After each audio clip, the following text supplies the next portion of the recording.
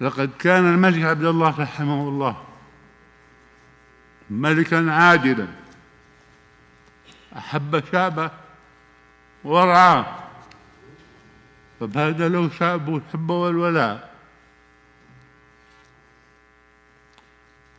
ولعل لقب الملك الصالح الذي عرف به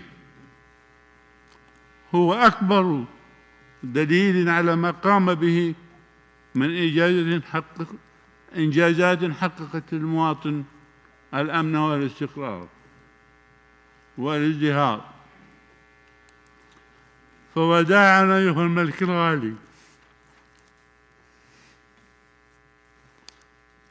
وسنذكرك دوما نحن والتاريخ والأجيال القادمة بالخير والحب والعشق.